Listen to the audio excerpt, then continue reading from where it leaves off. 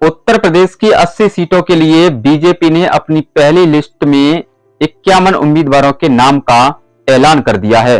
वहीं माना जा रहा है कि बीजेपी की दूसरी लिस्ट भी बहुत जल्द जारी हो सकती है। बीजेपी की दूसरी लिस्ट में कई मौजूदा सांसदों के टिकट भी कट सकते हैं। इस लिस्ट में मेरठ की लोकसभा सीट भी शामिल है। सूत्रों के हवाले से खबर आ रही है कि बीजेपी इस बार मेरठ की लोकसभा सीट से अपने वर्तमान सांसद राजेंद्र अग्रवाल का टिकट काट रही है और यहां से वो किसी नए चेहरे को यानी कि सेलिब्रिटी को मौका दे सकती है। और सेलिब्रिटी के तौर पर बीजेपी मेरठ की लोकसभा सीट से राम मंदिर के उद्घाटन के तौर पर जो राम लहर उत्तर प्रदेश में चल रही है, तो वहीं इस सीट से रामायण के राम अरुण गोविल पर दाव लगा रही है और उनको मेरठ की लोकसभा सीट से चुनावी मैदान में उतार सकती है और अपनी दूसरी लिस्ट में मेरठ सीट से उनको प्रत्याशी बना सकती है। सूत्रों के हवाले से यह भी माना जा रहा है कि बीजेपी मेरठ की लोकसभा सीट पर अग्रवाल समाज के ही व्यक्ति को टिकट देगी। इसलिए यह माना जा रहा है कि जो रामायण के राम हैं अरुण गोविल, वो भी अग्रवाल समाज से आते हैं, इसलिए लिस्ट में उनका नाम आगे चल रहा है। और रामायण में राम का किरदार निभाने के साथ साथ उनकी प्रसिद्धि किसी से छुपी भी नहीं है। इसलिए बीजेपी इस बार रामायण के राम अरुण गोविल पर दाव लगा रही है और उनको मेरठ की लोकसभा सीट से अपना उम्मीदवार दूसरी लिस्ट में बना सकती है। इसलिए माना जा रहा है कि बीजेपी की दूसरी लिस्ट में रामायण के राम अरुण गोविल का नाम भी शामिल हो सकता है।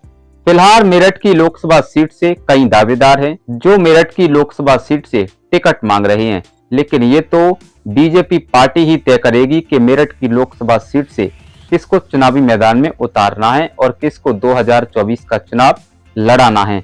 लेकिन एक बात तो तय है कि बीजेपी इस बार मेरठ से वर्तमान सांसद राजेंद्र अग्रवाल का टिकट काट रही है। बता दें कि मेरठ के वर्तमान सांसद राजेंद्र अग्रवाल इस सीट से लगातार 3 बार से जीतते आ रहे हैं, यानी कि 15 साल वो इस सीट पर सांसद रहे हैं।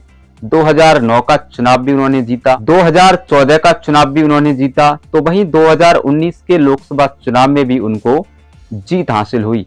लेकिन इस बार उनका टिकट कटना तय माना जा रहा है।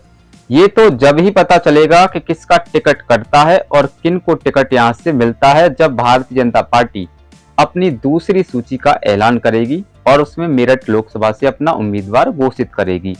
लेकिन आपको बता दें कि 2019 के लोकसभा चुनाव में बीजेपी के टिकट पर राजेंद्र अग्रवाल यहां से लड़े, जिन्होंने बसपा के प्रत्याशी हाजी याकूब कुरैशी को हराया था और वो यहां से तीसरी बार सांसद बने। लेकिन ये बात भी माननी पड़ेगी कि 2019 के लोकसभा चुनाव में बसपा के प्रत्याशी हाजी याकूब कुरैशी ने बीजेपी उम्मीदवार राजेंद्र अग्रवाल को 2019 के चुनाव में कड़ी टक्कर दी थी। मात्र राजेंद्र अग्रवाल 4000 वोटों से जीते थे। यही वजह है कि बीजेपी इस बार उनका टिकट काट रही है, क्योंकि 4000 का अंतर कोई ज्यादा नहीं था। इसलिए बीजेपी को इस बार पता है कि बीजेपी इस सीट पर ऐसा प्रत्याशी उतारने की कगार पर है, ऐसा प्रत्याशी उतारना चाह रही है जो इस सीट को जीत सके, क्योंकि 4-5 हजार वोटों का अंतर कोई बड़ा अंतर नहीं होता है। इसलिए बीजेपी को ये भनक है कि कहीं ना कहीं मेरठ की सीट हाथ से ना चली जाए। अगर बहन जी भी इंडिया गठबंधन में आ जाती हैं तो फिर कहीं ना कहीं जो मेरठ की लोकसभा सीट है वो बीजेपी के हाथ से खिसकती हुई नजर आ सकती है।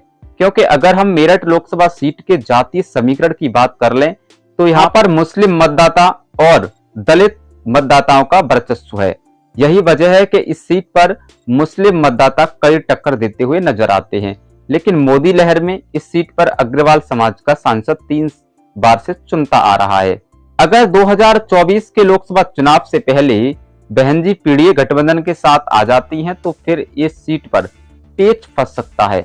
इसी वजह से ही भारतीय जनता पार्टी इस टिकट पर सेलिब्रिटी उतारना चाह रही है, यानी कि रामायण के राम अरुण गोविल को यहां से अपना उम्मीदवार बना रही है, क्योंकि उन्हें भी पता है कि अगर ये सीट निकालनी है, मेरठ की सीट निकालनी है, तो यहां से कोई सेलिब्रिटी ही सीट निकाल सकता है भाजपा की टिकट पर। इसलिए भारतीय जनता पार्टी रामायण के राम अरुण गोविल को यहां से अपना उम्मीदवार बना रही है। लेकिन ये तो भाजपा की दूसरी लिस्ट में ही पता चलेगा कि मेरठ की लोकसभा सीट कौन लड़ता है, यहाँ से कौन उम्मीदवार होता है। फिलहाल साथियों, आपकी इस वीडियो पर क्या राय है? क्या अरुण गोविल जी को मेरठ की लोकसभा सीट से चुनाव लड़ना चाहिए या नहीं? आप अपनी राय हमें कमेंट बॉक्स में अवश्य बताएं।